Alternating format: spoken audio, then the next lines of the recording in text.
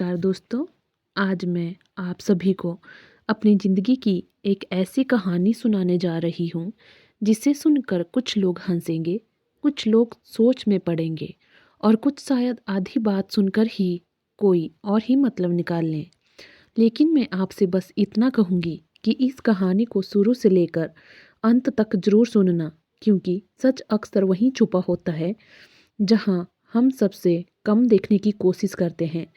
मेरा नाम नेहा है, उम्र 29 साल। मेरी शादी को पूरे 4 साल हो चुके हैं। मैं एक छोटे से गांव में रहती हूँ, जहाँ आज भी रिश्तों की मर्यादा, लोगों की नज़र और समाज की सोच शहरों से कहीं ज़्यादा गहरी होती है।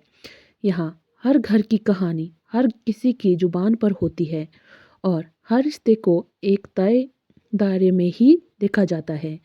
हमारा घर भी गांव के उन्हीं पुराने लेकिन मजबूत घरों में से एक है, जहां दीवारें मोटी हैं, छतें ऊंची हैं और आंगन इतना बड़ा कि शाम को पूरा परिवार एक साथ बैठ सके। मेरे पति सौरभ शहर में नौकरी करते हैं, प्राइवेट जॉब है, इसलिए छुट्टियां बहुत कम मिलती हैं।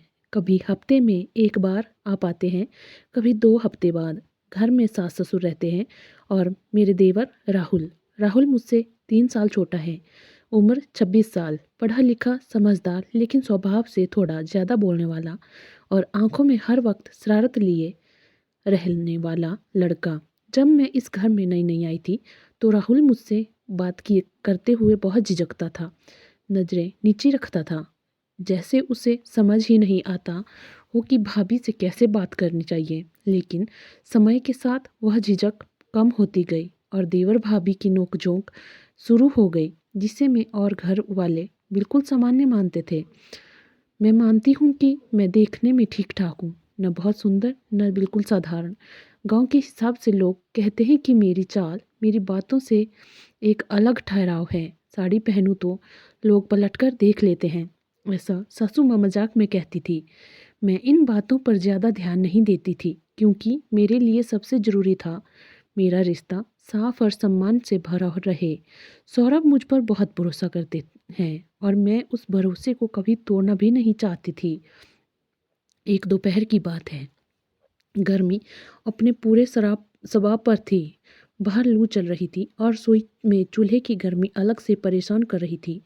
मैं दाल में छौंक लगा रही थी कि तभी पीछे से राहुल की आवाज़ आई, भाभी पानी मिलेगा क्या? गला सूख गया है। मैंने पीछे मुड़कर देखा, वह कॉलेज से लौटा था। शर्ट पसीने से चिपकी हुई थी और माथे पर पसीने की बूंदें साफ दिख रही थी। मैंने बिना कुछ सोचे समझे मटके से ठंडा पानी निकाला, गिलास में डाला और उसकी तरफ बढ़ा दिया। जैसे ही उसने गिलास पकड़ा, उसकी उंगलियां मेरी उंगलियों से हल्की सी छू गई।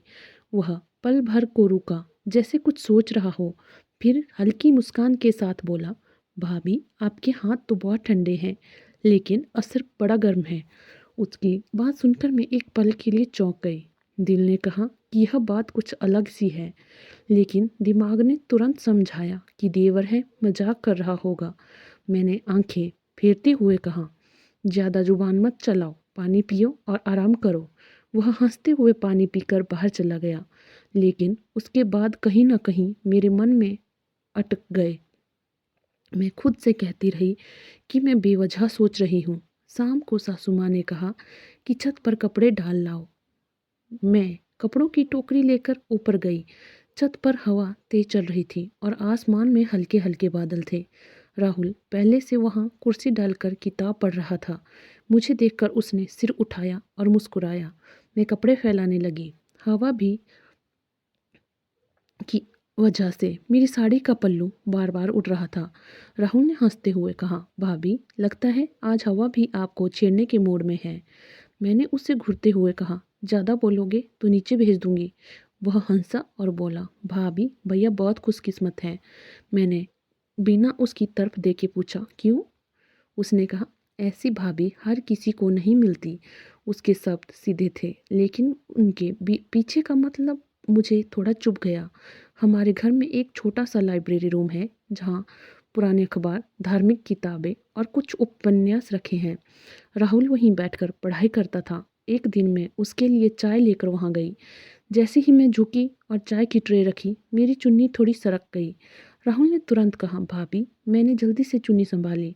वह मुस्कुराकर बोला, आप जब ऐसे झुकते हैं तो शब्द खुद ब खुद खो जाते हैं। मैं कुछ पल के लिए चुप हो गई, फिर खुद को संभालते हुए कहा, पढ़ाई पर ध्यान दो, ज़्यादा दिमाग मत चलाओ। वह हंसकर फिर किताब में लग गया, लेकिन कमरे की हवा कुछ देर तक अजीब सी भारी लगी। धीरे धीरे ऐसी छोटी छोटी बातें बढ़ने लगी। कभी वह मेरी बनाई चाय की तारीफ कुछ ज़्यादा ही तरीके से करता, कभी कहता कि भाभी आप जब हंसती हो तो घर उजला लगने लगता है। मैं हर बार खुद को समझाती कि वह बच्चा है, उसकी बातें दिल पर मत लो। लेकिन सच कहूँ तो मन के किसी कोने में एक हल्की सी बेचैनी रहने लगी थी। एक दिन सासू माँ ने मुझे और राहुल को बाजार से सब्जी लाने को भेजा। हम दोनों साइकिल से निकले। गांव का रास्ता कच्चा था, जगह जगह गड्ढे थे। राहुल पीछे बैठा था और बैलेंस बनाने के लिए उसने हाथ मेरी कमर के पास रखे। मैंने कहा, हाथ संभाल कर रखो। वो हंसकर बोला, गिरने से अच्छा है संभाल लेना। उसके शब्द मजाक जैसे थे, लेकिन उसकी पकड़ कुछ ज़्यादा देर तक रही। मैंने साइकिल तेज कर दी। वह जोर से हंस पड़ा, जैसे उसे मेरी झेप का अंदाजा हो। उस रात मैं ठीक से सो नहीं पाई। करवटें बदलती रही और दिमाग में सवाल घूमते रहे। क्या मैं ज़्यादा सोच रही हूँ? क्या राहुल सच में हद पार कर रहा है, या मैं ही बेवजह हर बात में मतलब ढूंढ रही हूँ? रिश्ता बहुत नाजुक था। अगर मैंने कुछ गलत समझ लिया और बात बढ़ा दी तो पूरे घर का माहौल खराब हो सकता था, और अगर सच में कुछ गलत था और मैंने अनदेखा किया तो आगे चलकर परेशानी हो सकती थी। बहुत सोचने के बाद मैंने तय किया कि अब राहुल से थोड़ी दूरी रखूंगी और हर बात में सतर्क रहूंगी। कुछ दिनों तक मैंने सच में उससे कम बात की। वह शायद यह महसूस करने लगा था। उसके चेहरे पर अजीब सी उदासी रहने लगी। एक शाम जब सास ससुर मंदिर गए हुए थे, राहुल मेरे पास आया और बोला, भाभी आप मुझसे नाराज हो क्या? मैंने कहा, नहीं ऐसा कुछ नहीं है। उसने कहा, तो फिर आप पहले जैसी बात क्यों नहीं करती? मैं चुप रही। कुछ देर बाद उसने खुद ही कहा, भाभी आपसे एक बात कहनी है। मेरा दिल जोर से धड़कने लगा। मैंने गंभीर होकर कहा, हाँ बोलो। उसने थोड़ा हिचकिचाते हुए कहा, भाभी मुझे कॉलेज में एक लड़की पसंद है। यह सुनते ही मैं चौंक गई। उसने आगे कहा, लेकिन मैं उससे बात करने में बहुत शर्माता हूँ। समझ नहीं आता कि क्या कहूँ, कैसे कहूँ। आप समझदार हो, इसलिए चाहता हूँ कि आप मेरी मदद करो। उस पल मेरे दिल से जैसे कोई भारी पत्थर उतर गया। उसकी सारी शरारतें, बातें और हरकतें अचानक एक नए मतलब में साफ हो गई। वह असल में अभ्यास कर रहा था, खुद को कॉन्फिडेंट बनाने की कोशिश कर रहा था, अपने डर को दूर करने का तरीका ढूंढ रहा था। मैं मुस्कुरा दी और कहा, अगर बात यही है तो मदद ज़रूर करूँगी। राहुल के चेहरे पर राहत साफ दिख रही थी। उसने कहा, भाभी मैं आपको गलत फील कराने के लिए कभी कुछ नहीं करना चाहता था। मैंने उसे समझाया कि रिश्तों में मजाक और मर्यादा के बीच की लाइन बहुत पतली होती है और उसे समझना ज़रूरी है। उसने मेरी बात को ध्यान से सुना।